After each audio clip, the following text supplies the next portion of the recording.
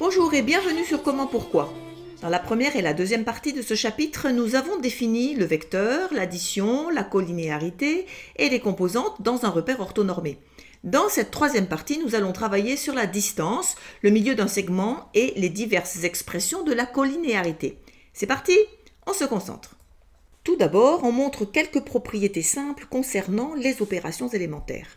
Dans un repère orthonormé, soit un vecteur U de composante x, y, ce qui signifie que pour aller du point de départ au point d'arrivée de U, cela nécessite un déplacement de x fois l'unité donnée par la norme de I dans la direction de I, suivi de y fois dans la direction de J. La deuxième partie de ce chapitre permet de comprendre cette écriture. Le vecteur nul se note 0 avec une flèche dessus et correspond à un déplacement de 0 fois dans la direction du vecteur de base I, suivi de 0 fois dans la direction du vecteur J. Donc vecteur nul égale 0 fois le vecteur I plus 0 fois le vecteur J. Ces coordonnées sont 0, 0. Le point de départ et le point d'arrivée du vecteur nul sont confondus. Ce vecteur a une norme nulle et n'a pas de direction. Pour l'égalité de deux vecteurs, on considère un vecteur U de composante x et y et un vecteur v de composante x' et y'. À quelles conditions sur leurs composantes peut-on avoir U égale v? On remplace U et v par leurs expressions en fonction des vecteurs de base dans l'égalité, ce qui donne x vecteur i plus y vecteur j égale x' vecteur i plus y' vecteur j. Et puis on soustrait x' i plus y' j de chaque côté de l'égalité, et on additionne les termes collinéaires à i et ceux collinéaires à j, ce qui donne x moins x' i plus y moins y' j égale vecteur nul. Et un vecteur est nul si ces deux composantes sont nulles, alors x moins x' égale 0 et y moins y' égale 0. Donc U égale V si x égale x' et y égale y'. On retrouve ce résultat sans passer par le vecteur nul en remplaçant l'égalité vectorielle vecteur U égale vecteur V par une égalité avec les composantes de chaque vecteur, présentées de façon verticale, ce qui donne alors le système d'équations attendu, x égale x', y égale y'. D'un point de vue graphique, U égale xi plus yj est représenté par ce vecteur, et v égale x' i plus y'' est représenté par celui-là. Les deux triangles sont identiques et on a bien x égale x', y égale y', et norme de U égale norme de V, c'est-à-dire la longueur du vecteur U égale la longueur du vecteur V. Pour la somme de deux vecteurs, on considère un vecteur U de composante x et y et un vecteur V de composante x' et y'. On peut additionner U et V, ce qui donne U plus V égale xi plus yj plus x' i plus y''j. Puis on additionne les termes collinaires à i et ceux collinaires à j, ce qui donne x plus x' i plus y plus y''j. Alors l'abscisse de U plus V est x plus x' et son ordonnée est y plus y'. Si on appelle W le résultat de l'addition de U plus V, et si on appelle grand X et grand Y les composantes de W, alors l'égalité vectorielle W égale U plus V peut s'interpréter aussi avec les composantes présentées de façon verticale et devenir le système d'équations grand X égale X plus X' et grand Y égale Y plus Y'. D'un point de vue graphique, U égale xi plus yj est représenté par ce vecteur, V égale x' i plus y'' est représenté par celui-là, et xi plus x' c'est le vecteur grand xi, yj plus y'' c'est le vecteur grand yj, et la somme grand xi plus grand yj donne le vecteur w. D'autre part, la longueur du vecteur w est inférieure ou égale à la somme des longueurs des vecteurs u et v, ce qui se note norme de u plus v est inférieure ou égale à norme de u plus norme de v. Et la dernière opération élémentaire concerne la multiplication d'un vecteur par un réel. Ce n'est pas une multiplication au sens de la multiplication de deux réels, mais cette opération entre un vecteur et un réel s'appelle aussi une multiplication. On considère un vecteur u de composantes x et y et un réel k, et on peut multiplier k et u, comme on a déjà multiplié x avec le vecteur i et y avec le vecteur j. Cela donne un vecteur collinéaire à u. K fois le vecteur U peut donc s'écrire K fois xi plus yj, et on peut distribuer K, ce qui donne kx fois i plus ky fois j. On appelle W le vecteur KU, et grand X et grand Y les composantes de W. Alors l'égalité vectorielle peut s'interpréter aussi avec les composantes présentées de façon verticale et devenir le système d'équations grand X égale K petit x et grand Y égale K petit y. D'un point de vue graphique, U égale xi plus yj est représenté par ce vecteur, kxi par celui-ci et kyj par celui-là. Alors le vecteur grand xi plus grand yj est égal au vecteur w. Les deux triangles sont semblables. U et W sont collinéaires. On développera cette importante opération dans quelques minutes. Et norme de K fois U égale valeur absolue de K fois norme de U. Cette égalité est détaillée dans la première partie de ce chapitre sur les vecteurs. On peut maintenant exprimer la distance entre deux points dans un espace de dimension 2. Dans un repère orthonormé OIJ, on considère un point A de coordonnées XA, YA. Alors le vecteur OA a pour composante XA et YA. Et on considère un point B de coordonnées XB, YB, alors le vecteur OB a pour composante XB et YB. La distance entre les points A et B est la norme du vecteur AB. Or, le vecteur AB, par la relation de Schall, peut s'écrire vecteur AO plus vecteur OB. Mais le vecteur AO, c'est moins le vecteur OA. Donc, AB égale moins OA plus OB. Cette égalité vectorielle peut aussi se présenter avec les composantes des vecteurs sous forme verticale.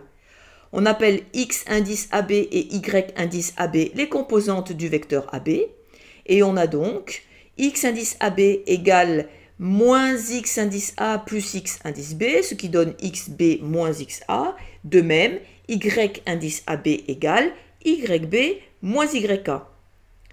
Ce qui signifie que pour aller de A à B, cela nécessite un déplacement de X indice vecteur AB fois dans la direction de I, suivi de Y indice vecteur AB fois dans la direction de J. Pour simplifier les écritures, on appelle U le vecteur AB et X et Y ses composantes. Donc X égale XB moins XA et Y égale YB moins YA. Et la distance AB est la norme du vecteur AB, donc la norme du vecteur U. Pour calculer cette distance, on va utiliser le théorème de Pythagore. AB carré égale AH carré plus HB carré. Le vecteur AH égale X fois le vecteur I, donc la longueur du vecteur AH égale norme de XI, c'est-à-dire valeur absolue de X fois norme de I. Mais norme de I, c'est 1, puisque I est un vecteur de base. Il reste longueur AH égale valeur absolue de X. De même, longueur HB égale valeur absolue de Y. Donc AB carré égale X carré plus Y carré, puisque valeur absolue de X au carré égale X carré. Et pour calculer la norme du vecteur U, on écrira donc que c'est racine carrée de X au carré plus Y au carré. C'est le théorème de Pythagore. Et maintenant, si on revient aux points A et B, on pourrait dire que la distance AB est égale à la racine carrée de la somme du carré de la différence des abscisses des points A et B et du carré de la différence des ordonnées des points A et B. Par exemple, considérons un point A de coordonnées 2, 1 et un point B de coordonnées 0, 1,5. Alors, le vecteur AB a pour coordonnées xb moins xa et yb moins yk, ce qui donne 0, moins 2 et 1,5 moins 1. Donc les coordonnées du vecteur AB sont moins 2 et 0,5. Ce qui signifie que pour aller de A à B, cela nécessite un déplacement de moins 2 fois dans la direction de I suivi de 0,5 fois dans la direction de J. Ce qui s'écrit vecteur AB égale moins 2i plus 1 demi de j, puisque 1 demi égale 0,5. Alors, comme la distance entre les points A et B est aussi la norme du vecteur AB, on va écrire distance AB égale racine carrée de x carré plus y carré. X et y étant les coordonnées du vecteur AB. Donc x égale moins 2 et y égale 1 demi. On a alors distance AB égale racine carrée de moins 2 au carré plus 1 demi au carré, ce qui donne racine de 17 sur 2. On a donc la distance entre le point A et B vaut racine de 17 sur 2 fois l'unité de longueur. Et l'unité de longueur est donnée par la norme commune aux vecteurs I et J, puisque le repère étant orthonormé, les normes des vecteurs I et J valent 1. Voilà pour la distance entre deux points ou la norme d'un vecteur. Et maintenant, comment calculer les coordonnées du milieu d'un segment ? Dans un repère orthonormé, considérons deux points A et B de coordonnées respectives XA, YA et XB, YB. Et le point P, milieu du segment AB, de coordonnées XP, YP. Si P est le milieu du segment AB, alors le vecteur AB égale 2 fois le vecteur AP. Et le vecteur AB a pour coordonnées XB moins XA, YB moins YA. Le vecteur AP a pour coordonnées xp moins xa, yp moins yk. Alors l'égalité vectorielle AB égale 2AP peut s'interpréter aussi avec les composantes présentées de façon verticale et devenir le système d'équations suivant. xb moins xa égale 2 fois xp moins xa et yb moins yk égale 2 fois yp moins yA. On obtient les coordonnées de P, milieu du segment AB. xp égale xb plus xa sur 2 et yp égale yb plus yk sur 2. L'abscisse du point P est la moyenne des abscisses des points A et B, et l'ordonnée du point P est la moyenne des ordonnées des points A et B. On va détailler maintenant l'expression de la colinéarité de deux vecteurs à l'aide de leurs composantes. Considérons un vecteur U de composantes x et y, et un vecteur V de composantes x' et y'.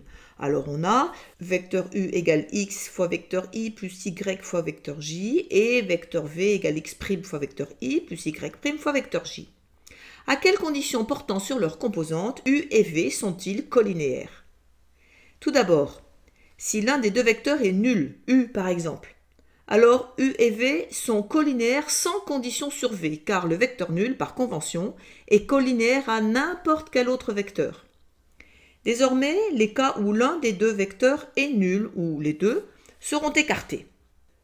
Les vecteurs U et V sont colinéaires si, et seulement si, il existe une unique valeur réelle non nulle de K, telle que vecteur U égale K fois vecteur V. Donc, l'égalité vectorielle U égale KV peut s'écrire à l'aide des composantes des vecteurs présentées sous forme verticale, ce qui donne le système d'équations x égale kx' et y égale ky'. Si x' et y' sont des valeurs connues, alors V est un vecteur connu, celui-ci par exemple. Chaque valeur de K donne des valeurs à x et à y, et donc détermine un vecteur colinéaire à V. Celui-là par exemple. Les composantes de U sont proportionnelles à celles de V, et réciproquement bien sûr. Elles évoluent dans les mêmes proportions. Cette proportion est donnée par K. Ici, on a choisi K égale 2. Alors x égale 2x' et y égale 2y'. Donc, U égale 2V. Et ici, K égale moins 3. On a donc x égale moins 3x', y égale moins 3y', donc U égale moins 3 fois V. Dans un premier temps, traitons les cas particuliers suivants. Si l'un des vecteurs a son abscisse nulle, V par exemple, alors il est colinéaire à J. Et U sera colinéaire à V s'il est aussi colinéaire à J, c'est-à-dire si son abscisse est nulle aussi. Ce qui se retrouve aussi avec le système d'équations x égale k fois 0 et y égale k fois y', ce qui revient à x égale 0 et les valeurs de y et de y' n'ayant pas d'importance pour assurer la colinéarité. De même, si l'un des vecteurs a son ordonnée nulle, U par exemple, alors il est colinéaire à I, et V sera colinéaire à U s'il est aussi colinéaire à I, c'est-à-dire si son ordonnée est nulle aussi. Ce qui se retrouve aussi avec le système d'équations x égale kx' et 0 égale ky', ce qui revient à y' égale 0 puisque k est différent de 0. Les valeurs x et x' n'ayant pas d'importance pour assurer la colinéarité. En dehors de ces cas particuliers, on considère donc qu'aucune des coordonnées des deux vecteurs n'est nulle. X est différent de 0, y est différent de 0, x' est différent de 0, y' est différent de 0. Alors, le système d'équations x égale kx', y égale ky' peut prendre différentes formes. On peut extraire la valeur de k de chacune des deux égalités, écrire k égale x sur x' et k égale y sur y' et imposer l'égalité de ces deux valeurs, ce qui donne x sur x' égale y sur y'. On peut aussi remplacer k par sa valeur extraite de la première égalité dans la deuxième, ce qui donne y égale x sur x' fois y'. Puis en divisant par x de part et d'autre de cette deuxième égalité, on obtient y sur x égale y' sur x'. Et en prenant l'inverse de cette égalité, on a x sur y égale x' sur y'.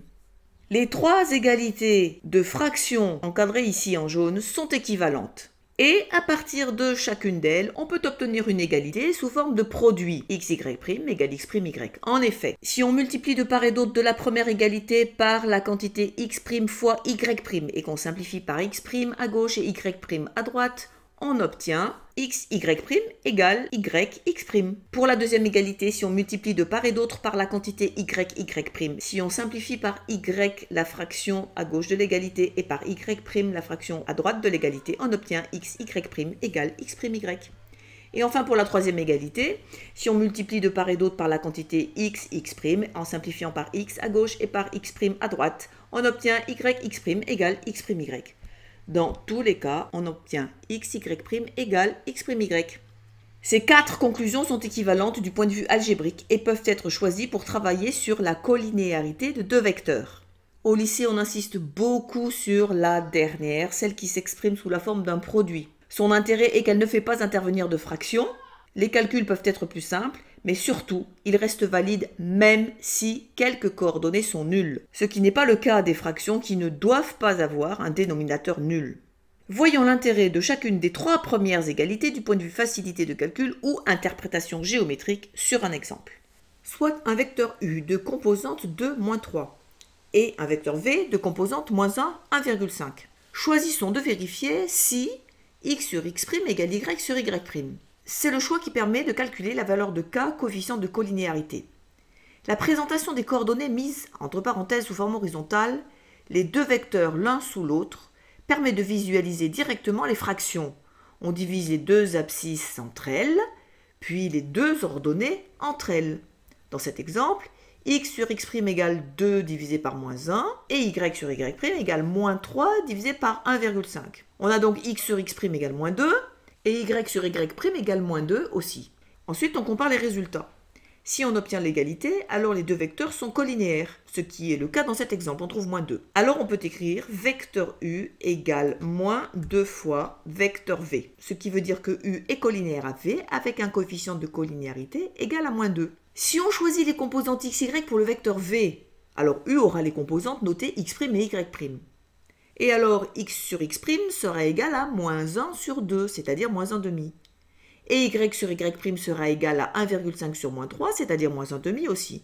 On pourra donc écrire vecteur v égale moins 1 demi fois vecteur u, ce qui veut dire que v est collinaire à u avec un coefficient de collinéarité de moins 1 demi, ce qui est équivalent à u égale moins 2v. Sans plus de précision, on dit que u et v sont collinéaires. Sous-entendu, ils sont collinéaires entre eux. Sur le même exemple, u ayant 2, moins 3 comme composante et v ayant moins 1, 1,5 comme composante, choisissons de vérifier si x sur y égale x' sur y'. C'est le choix qui permet de transformer la présentation des coordonnées mises entre parenthèses sous forme verticale directement en fractions. On enlève les parenthèses et puis on met un trait de fraction. On calcule x divisé par y d'une part et x' divisé par y' d'autre part. Puis on compare les résultats. Ici, nous avons x sur y égale 2 sur moins 3 et x' sur y' égale moins 1 sur 1,5. Pour comparer deux fractions, il faut chercher à leur mettre un numérateur ou un dénominateur commun. Si on obtient l'égalité, alors les deux vecteurs sont collinéaires, ce qui est le cas dans cet exemple. La valeur commune vaut moins 2 tiers. On en conclut donc que les vecteurs u et v sont collinéaires. Mais on ne peut pas déduire le coefficient de collinéarité en passant par ce calcul. Si on choisit de vérifier l'égalité y sur x égale y' sur x', on a donc y sur x égale moins 3 demi et y' sur x' égale 1,5 sur moins 1, ce qui vaut aussi moins 3 demi. L'égalité est vérifiée et on peut en déduire que u et v sont collinéaires.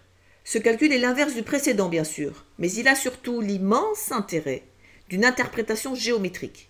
Pour la comprendre, il faut un petit rappel sur les droites. Donc soit u un vecteur de composantes x et y. Que représente le rapport y sur x? Si on appelle A et B les deux points qui définissent le vecteur U, alors vecteur U égale vecteur AB. Et on a Y égale YB moins YA, X égale XB moins XA, donc Y divisé par X égale YB moins YA sur XB moins XA. Cette valeur donne le coefficient directeur de la droite AB, qui se nomme aussi pente de la droite, et qui est aussi égal à tangente θ. Or, deux droites qui ont le même coefficient directeur sont parallèles. Tout ceci est très bien expliqué dans le chapitre sur les droites. Revenons à l'exemple. Les vecteurs u et v sont collinéaires à condition que les droites qu'ils génèrent soient parallèles, c'est-à-dire qu'elles aient le même coefficient directeur. Le coefficient directeur des droites générées par u vaut y sur x et le calcul donne moins 3 demi. Et le coefficient directeur des droites généré par V vaut y' sur x'. Le calcul donne moins 3/2 aussi. Conclusion, les vecteurs u et v sont colinéaires, les droites étant parallèles. Choisir de vérifier l'égalité y sur x égale y' sur x'. Pour tester la colinéarité de deux vecteurs, c'est le choix qui fait le lien entre le coefficient directeur des droites et les coordonnées des vecteurs qui génèrent ces droites, qui s'appellent en fait vecteurs directeurs de ces droites. Et enfin, choisissons de vérifier si xy' égale x'y. C'est le choix qui permet de s'affranchir de la présentation des coordonnées des vecteurs et des éventuelles valeurs nulles. On calcule xy', qui vaut 2 fois 1,5, c'est-à-dire 3 dans cet exemple, puis x'y, qui vaut moins 3 fois moins 1, ce qui donne aussi 3. Si les deux valeurs sont identiques, alors les deux vecteurs sont colinéaires, ce qui est le cas dans cet exemple. Il existe donc plusieurs façons de montrer que deux vecteurs sont colinéaires, donc que deux droites sont parallèles, chacune ayant son intérêt. Toutes ces notions démontrées dans un espace à 2 dimensions existent aussi dans un espace à 3 dimensions.